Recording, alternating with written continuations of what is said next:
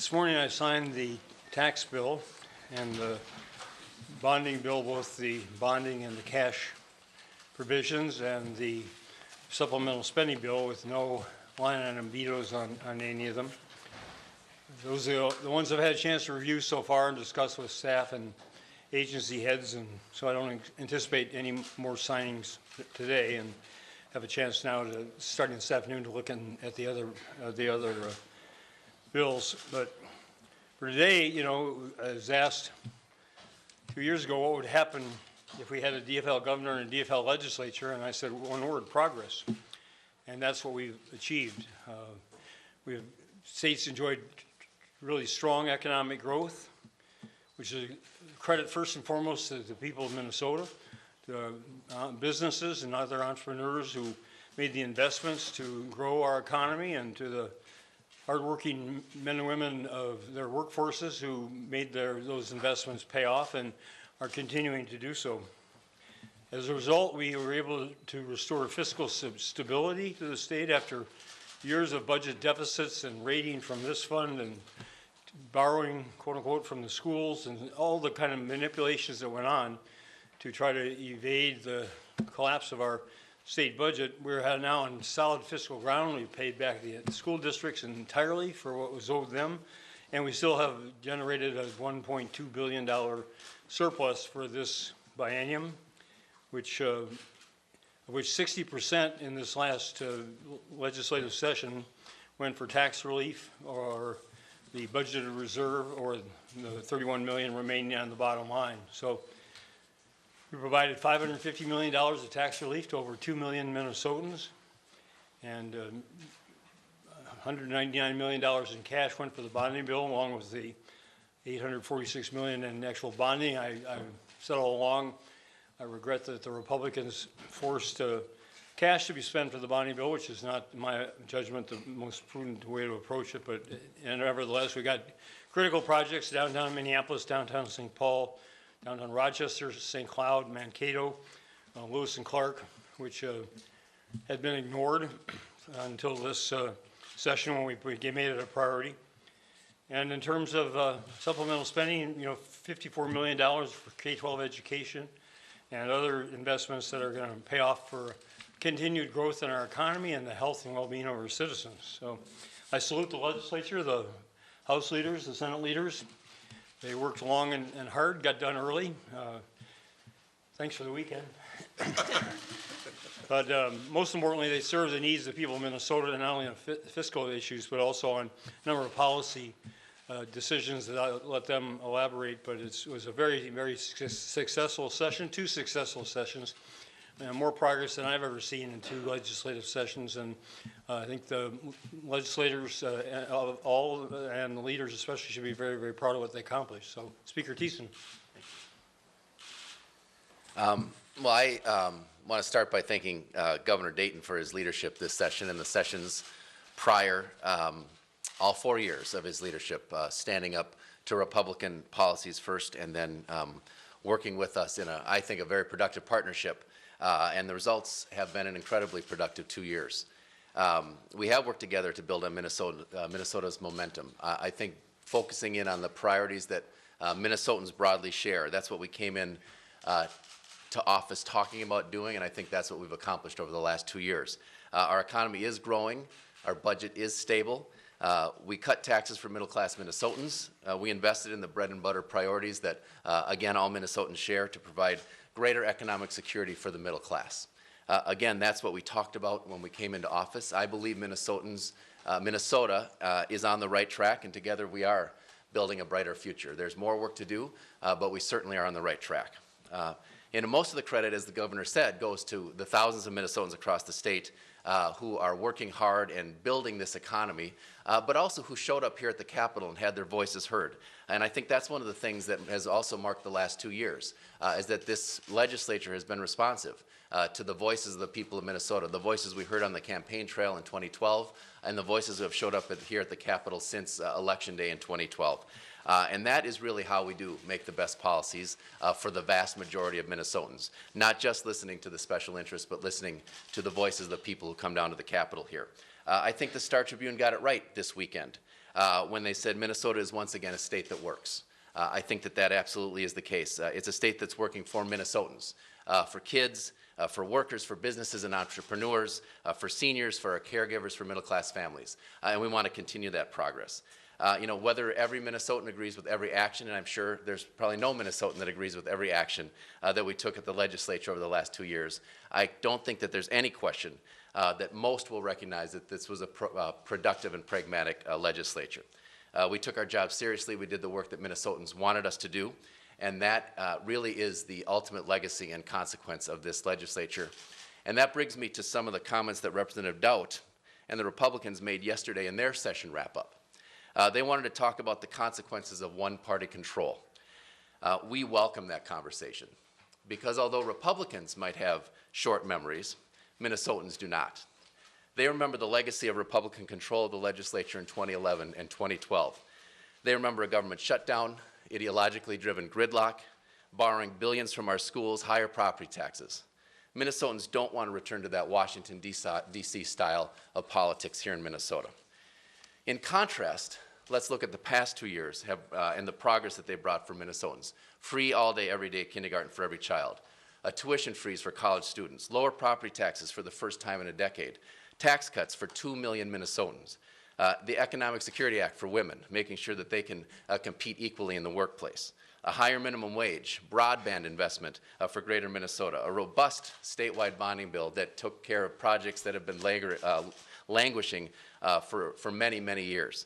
A balanced budget that paid down the debt that we owe to our schools, and perhaps most importantly, more jobs and a growing economy. That is a legacy that we'll run on in contrast with the 2 years of Republican control prior to that. Republicans also said that a consequence of the Democrats has been higher taxes. We welcome that conversation as well. We did raise taxes, like we said we would when we ran for office in 2012, to pay for the new investments in education and jobs that Minnesotans broadly agree with. And we did it responsibly and fairly and in areas that are broadly supported by Minnesotans. Republicans like to talk about the number. What we like to talk about is where those taxes were. We taxed the wealthiest Minnesotans, we closed corporate loopholes, and we raised taxes on cigarettes. Actually, things that are broadly supported by Minnesotans. And what did we do with that money? We reduced taxes, in particular property taxes on middle-class Minnesotans. The reality is that coming out of the last 2 years, more Minnesotans and more middle-class Minnesotans will actually see their taxes reduced as opposed to going up.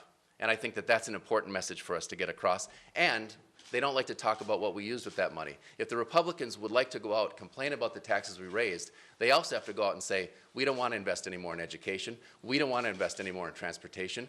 We don't want to invest in jobs and economic development. We don't want to invest in caregivers who provide help in nursing homes and in home care all across the state, because they can't have it both ways. So we welcome that conversation as well. We are ready to take our story out to Minnesotans, and we're ready to do some more listening, because we know that there's more work to do to keep Minnesotans ahead of the curve. And we know just that these last 2 years are going to be an example of what Minnesota can accomplish when they have leaders that are willing to roll up their sleeves, get beyond the partisan politics, and really dig in and do the right thing by middle-class Minnesotans. I'll turn it over now to Representative Murphy. Well, good morning.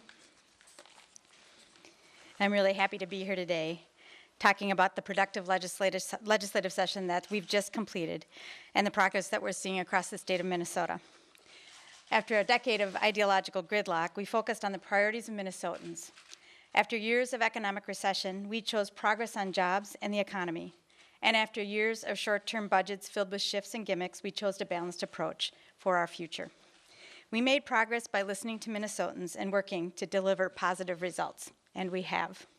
We listened to parents who wanted a better education for their children, and we delivered, making a down payment on pre-K education, funding all-day, everyday kindergarten, and reducing the debt load for our students going to college. We listened to children who've been bullied, and we delivered, passing a strong anti-bullying bill that has buy-in and broad support from teachers, parents, and administrators. We listened to working Minnesotans who worked a full day, a full week, only to live in poverty, and we delivered an increase in the minimum wage for over 300,000 working Minnesotans. And we listened to women who've experienced discrimination, and we delivered, passing stronger protections in the workplace and measures to make equal pay for equal work a reality in Minnesota for Minnesota women and their families. We listened to Greater Minnesota to talk about the unique, as they talked about the unique challenges facing rural communities, and we delivered there as well, making our state's first significant investment in broadband, funding a statewide bonding bill, and investing in proven job creation strategies that are already paying dividends across the state for businesses and workers alike. But what I like best about this legislature is that we chose to be ambitious, and we chose to solve problems. We have faith in the people of Minnesota, in our capacity together to build a better Minnesota from the middle class out. That is the kind of approach that we need to take into the future because we have more work to do to address the transportation challenges throughout our state, to make sure every 3- and 4-year-old has access to quality pre-K education, which the governor rightly highlighted in his State of the State address, and to continue to expand our economy for the middle class so everyone across the state can experience economic security and prosperity. We have a great story to tell, one of sharp contrast.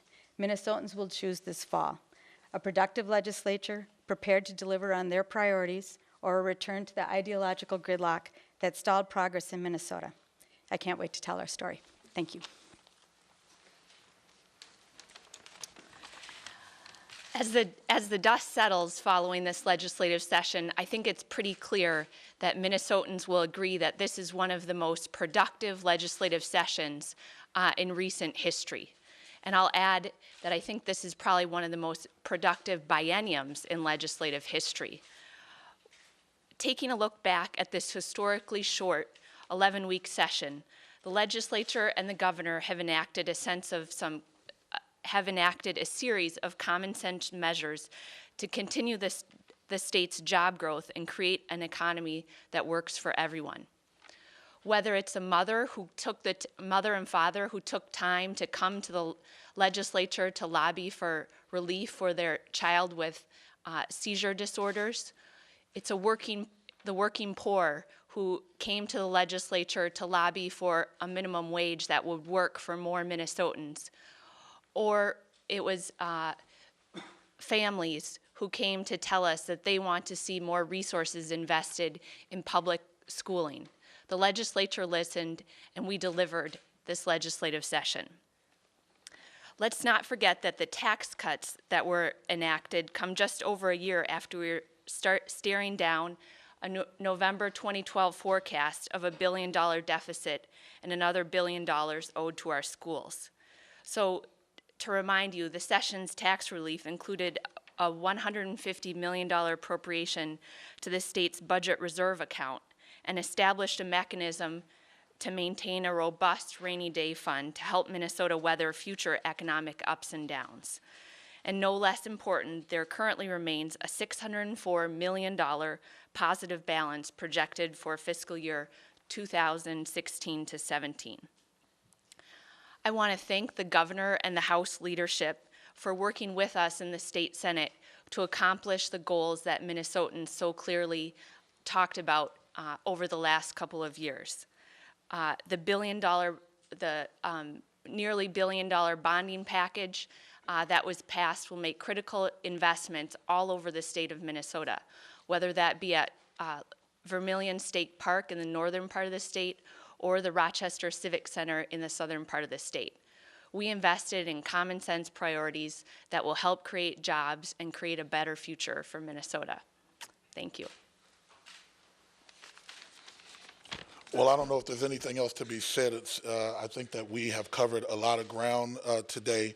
I do want to just thank the governor and the leaders in the House, as well as Senator Bach, who was unable to be here, along with Assistant Majority Leader Sieben, for really working together. I think you guys know and have watched that it has been a short but very productive session in which we had to come to some major agreements. I too want to commend us on the Women's Economic Security Act.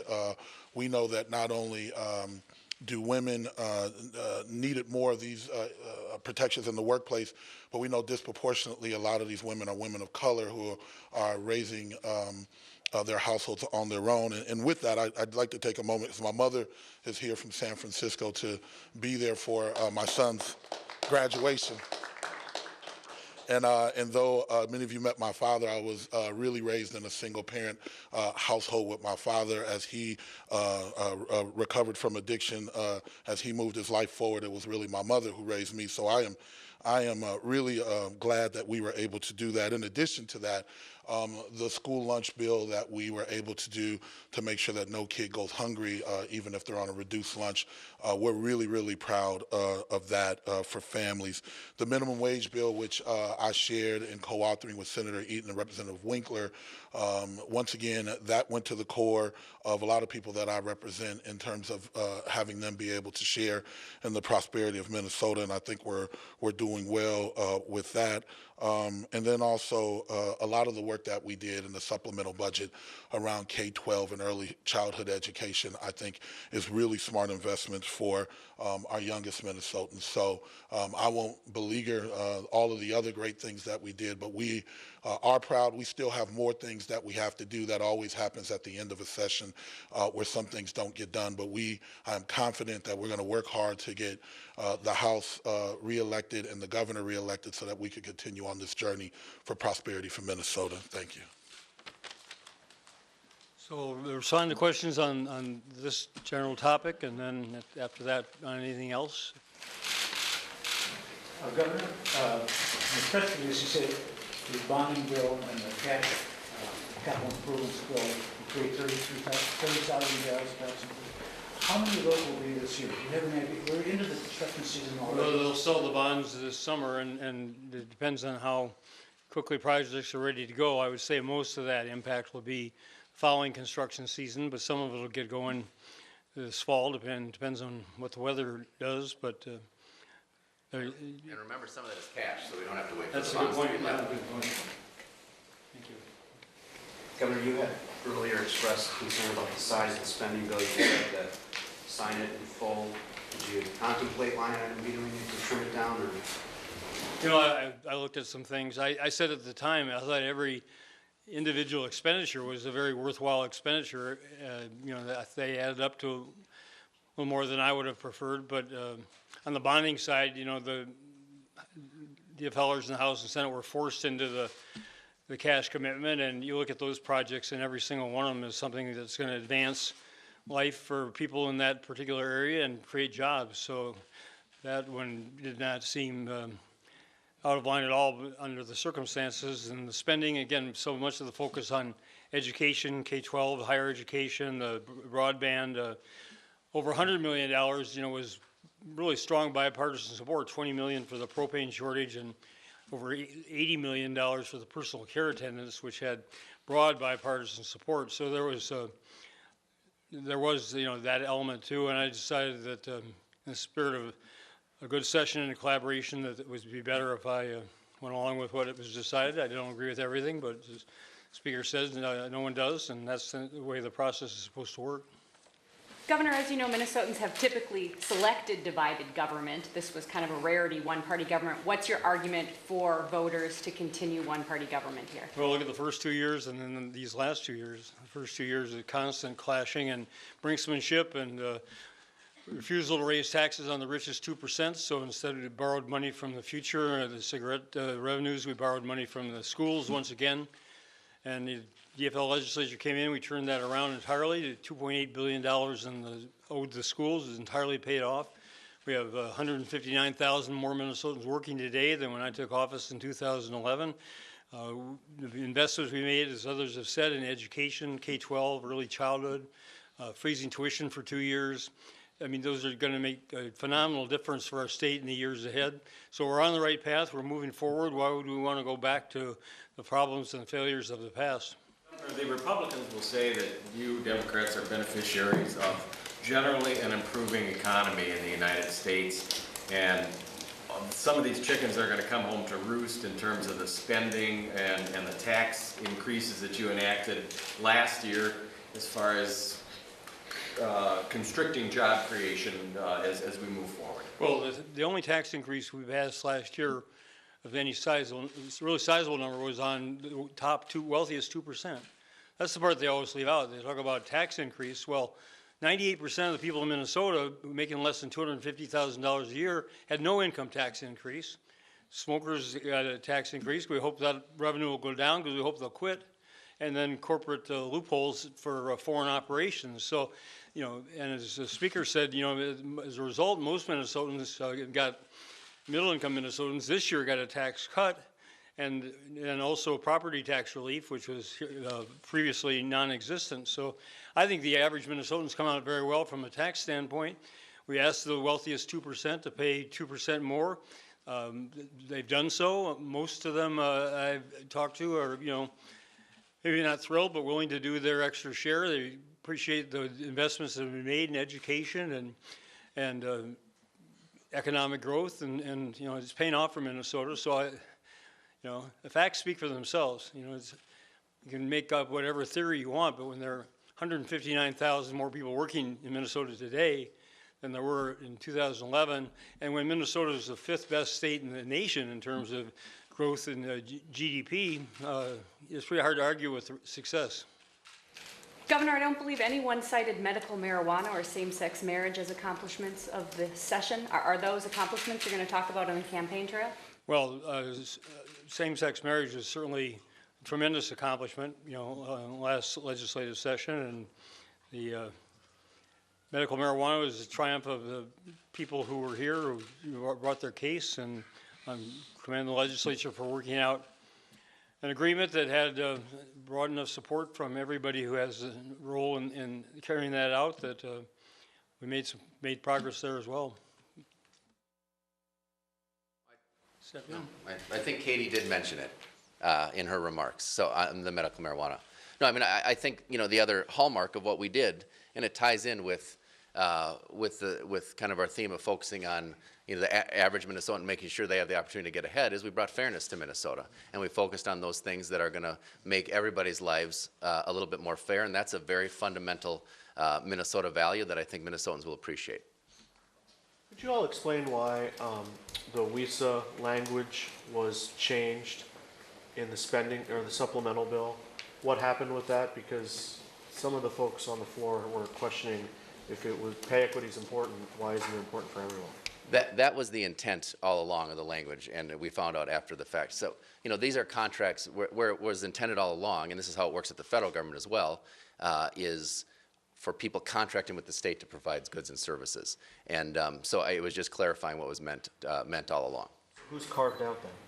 I don't think anybody's particularly carved out. What the challenge was when we're having people coming to Minnesota, you know, under deed kind of grants and those types of things, they won't be subject to it, but that was never the intent all along. Just one other follow-up. If you are Baxter International and you want to build a pharmaceutical plant, do you have to meet the standards under WISA or not? Not unless you're providing goods and services to the state. Mr. Speaker, the minority leader yesterday said as many as 20 seats are up for grabs in your chamber. Do you agree with that assessment, and how do you hold on to those? No, I don't agree with that assessment. You know, it's going to be competitive, certainly, but I think we're in a very good position, have a very good story to tell. Our folks are already out there working very hard, and we have, and Erin can speak to this even better than I, some really great candidates in some competitive seats that you know, on the Republican side as well. So we're going to be competing all across the state. Again, we have a great story to tell. I think Minnesotans are going to appreciate the direction that we've taken in this last year, particularly the fact that we actually got stuff done and have a government that works, as opposed to the contrast from the 2 years before. And so we look forward to getting out there. Do you want to talk any more about that, Erin? Okay. Governor, are there any bills you don't intend to sign? You know, I have about a little more than 30 bills remaining, and this afternoon is the first post-session meeting I'll have with staff and a couple of agency heads to go over those. And there's nothing I intend to veto at this point. There are a couple that may end up that way. There's one on the distribution of data from the Department of Public Safety, which Commissioner Doman has some issues with. It's tried during the session to work out, but not successfully. So we'll have to see whether that's viable or not. The online gaming one is still torn because I still see the play of people who are economically advantaged by the situation now who don't want to give up. I don't see, for example, what but lottery tickets by the ATM machines or pay at the pump gas has to do with protecting people from internet gaming. So, you know, the things like that that I have to weigh, have to weigh in the balance, but most of it I expect to sign. Governor, how soon might we expect signature on the medical cannabis? I'm sorry? How soon might we expect your signature on the medical cannabis? Well, we're talking with people who might want more public signing. That's one of them. So, but I would expect this week. If it's not this week, actual sign, I'll sign them this week, and then we'll do a ceremonial signing if I can't get it organized for an actual signing. Governor, are you confident that the medical marijuana proposal will be able to attract two companies to come here and do all this investment to set up for such a small patient base? Well, I mean, it's the patient base that exists. The intent is to have rightful access to the product, and also they're assured that they're going to be supported in making a quality product. So I don't know the economics of whether it's profitable or not, especially given the startup costs involved. But you know, there's only one way to find out, and that's to go ahead and do it and see what develops, and come back the legislature next session if there are parts of it that need to be worked out, and take it from there. Governor, do you plan to veto the bill that exempts HMOs from the Data Practices Act? I haven't seen that one yet. I don't know. Governor, within the budget bill, there's, as you nice notes, there's stuff dealing with oil and pipeline safety. It was something that came up early in the session, and then you made a point at the end of the session. Do you think it goes far enough, and how do you think it will prepare Minnesota for this influx of North Dakota? I think on the train transport, it's very important steps forward, and also pushing. I've written in Governor Cuomo's coordinated governors urging the federal government to enforce and accelerate the regulations on these new tankers that are better protected from a puncture and a collision than the older ones. So there's a lot of this that has to be done at the federal level because of the control the railroads established over local and state policies, you know, a century and a half ago. Regarding pipelines, I was very, very disappointed that they were exempted from a number of the measures. That improved a little bit at the end, and I'm told they're now in the legislation required to at least contribute some money into the overall fund. But I will certainly come back, if I'm back next year, and attempt to include them in the same way that we have the train transport. I don't understand the rationale for that, but I don't expect to understand the rationale for everything. What particularly do you feel is too weak?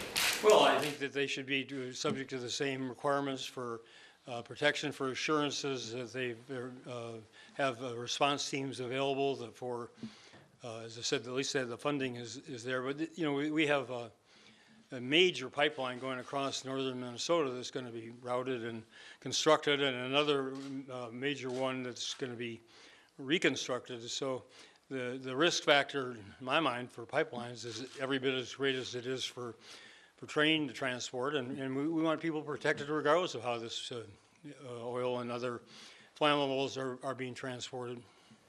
Could somebody explain the demise of the payday lending bill? What went wrong there? Or right, depending on your perspective? I'm going to just say, I mean, I had the bill. We, in the Senate, we worked out an agreement in which, though the loan was capped at 10, we wanted it to be much lower. I think in the House it came out as 4. In the Senate it came out at about 8 with these breaks in between. We worked really closely. The advocates who brought me the bill, as well as the industry, worked up until the absolute last minute, and we thought, at least in the Senate, we had a deal where we did 4 loans, a 45-day break, then 3 loans and a 45-day break. And the idea is to get people out of the debt trap so that they had enough of a break. We like to cap it even more, but they had enough of a break. At a certain point, people are just paying to refinance their own loans. It was very, very, very late. It was one of the last 2 bills done in the Senate, and then we sent it over to the House. And I'll let the Speaker or the Majority Leader talk about the dynamics there, but it did take a very long time. We hope to bring it back next year if all parties are involved, but it was something that we thought well, I'll just let the Speaker talk more. Yeah, so it was just late at the end of the session before we could get a deal struck that was passable by the House and the Senate.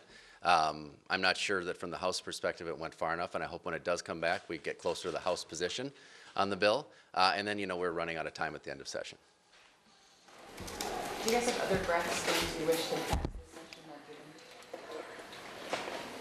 didn't? Toxic-free kids and campaign finance disclosure, which to me was just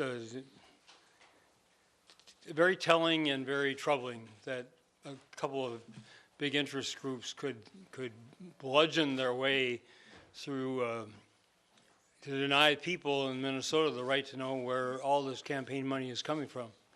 As I said before, it doesn't affect anybody's First Amendment right to participate however they choose financially, but it does say that people should be able to know where that money is coming from, who's behind it, as they assess what that money is going to say about various other people. So that was very disappointing. And the toxic-free kids will come back next year if I'm back, and bringing it back again, because parents have a right to know that their kids are safe with chemicals that could possibly cause damage, and I don't see any justification for any food company to want to prevent that from happening. Before the session started, I had a court ruling saying the state really needs to figure out what to do about sex offenders, and if not, the courts will take over. Have you all left the state in a position now where we're going to see offenders released without you all having driven this decision at all? Well, we did appropriate $3 million to do the psychiatric evaluations of people in that situation, which is what the one specific requirement that the federal judge imposed on us, so we were responsive to that. And nothing else was forthcoming from the federal judge in terms of specific steps that we need to take, and absent that instruction, it was just not going to happen this year. The Senate dealt with the matter last year, and thanks to Senator Limmer and some other Republicans, it has strong bipartisanship there. The House, I was in meetings last December with all the four caucus leaders, and said let's work together and come up with something. And the Speaker was available, willing to do so, but the House Republicans just absolutely refused.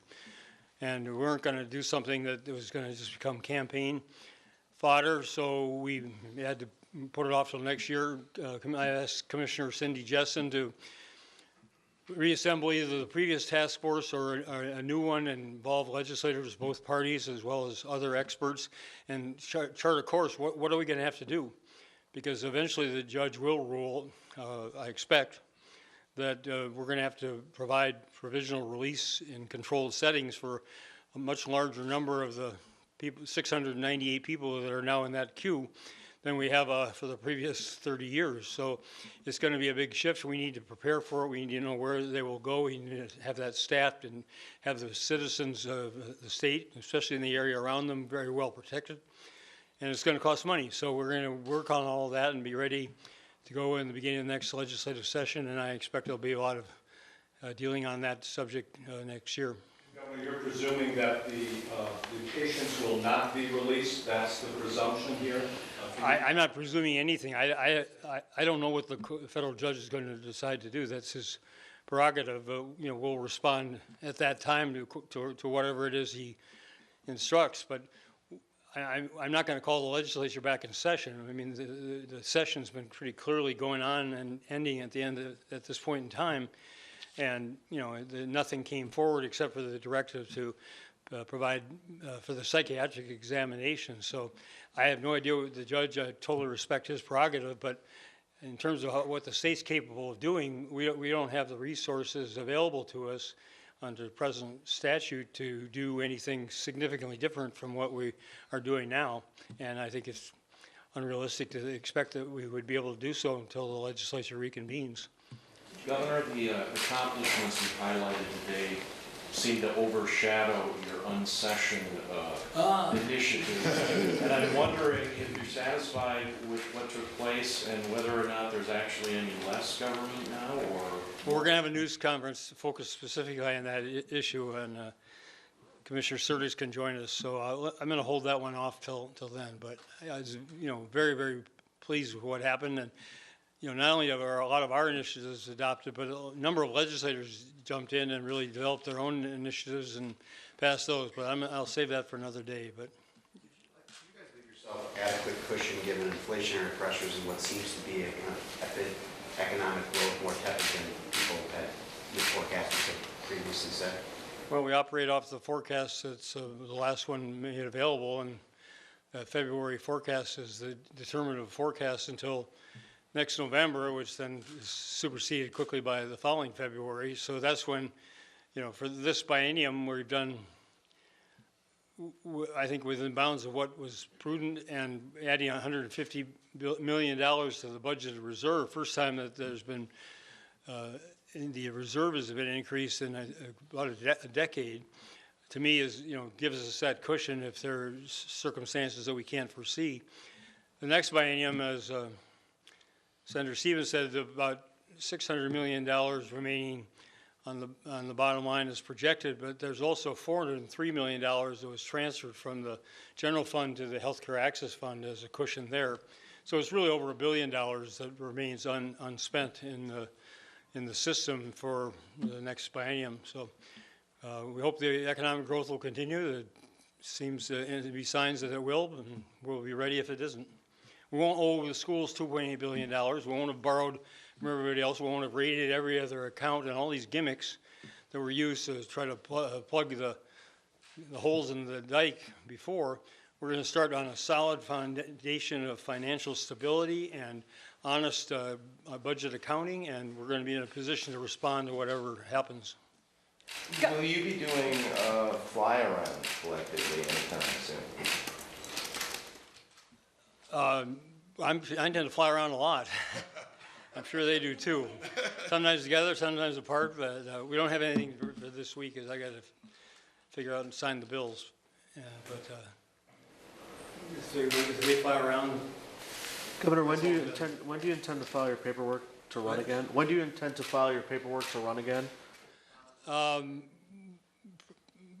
Probably the day before the state convention, that Friday. Week from this coming Friday. Governor, you worked so hard for the stadium last year. Would you be disappointed if you didn't get the Super Bowl? Sure, I'll be disappointed. I'm realistic that the owners are not, in favor of spending their end of Januaries in northern climates, and so that's a big hurdle to overcome, especially after they just held the one at the Giants Stadium this last February. So, I hope for it. I think we deserve it. I understand. I haven't seen the presentation. I understand it's an outstanding presentation. I really commend the three chairs, Mr. Davis and Mr. Baker and Ms. Carlson-Nelson, for a phenomenal job that they've done to put this together and to raise the money in the private sector to pay for the costs that the host city needs to pick up. So there's every legitimate reason why we should get it, but it comes down to the 32 owners and a secret ballot, and they decide. So we'll find out. What does it mean if Minnesota gets a Super Bowl, if not this year, the first year or the second year? Well, if we do get it, we'll have a conversation on that subject tomorrow. If we don't get it, we'll change the subject. Anything else? On Friday, on the Senate floor, Senator Peterson took you to task over medical cannabis, saying that the bill was not what it should be, and he blamed you for leaving 33,000 people out. I'm wondering what you thought of the criticism and whether or not you would support expanding the patient base in a second term. Well, I don't expect any Republican legislator to have anything good to say about me for the balance of this year, so that's not surprising. We ended up with a responsible balance between, providing the medical assistance that we were told, and the advocate said had the best promise of helping people with, seizures and other kinds of disabilities, and not allowing the distribution of leaf marijuana, which was going to, in my mind, clearly going to be open the door for widespread distribution of that high caliber, high quality product beyond the scope of the people who are supposed to benefit from it. That's my analysis. So that's the basis on which I proceeded. Minnesota Medical Association, Minnesota Psychiatric Association, and other medical groups all supported that position and supported the more focused legislation that did pass. I think we're off to a good start. Now we got to implement it and see how it goes in the real world. But you know, what happens the next session? First of all, I'm not sure I'm around for it. I got to figure that out. But we'll see. We'll just see. Can I just, Yeah. on that, I mean, I think that the point here, as you know, that the Senate provision that Senator Peterson wanted to pass got, I think, 20 votes on the House floor. Clearly not the House position. I think the question you need to ask Senator Peterson is whether he wants no people helped or 5,000 plus people helped, because that's the choice he was left with. It's another example of a Republican being unwilling to compromise to help people to move in the right direction. Anything else? Okay.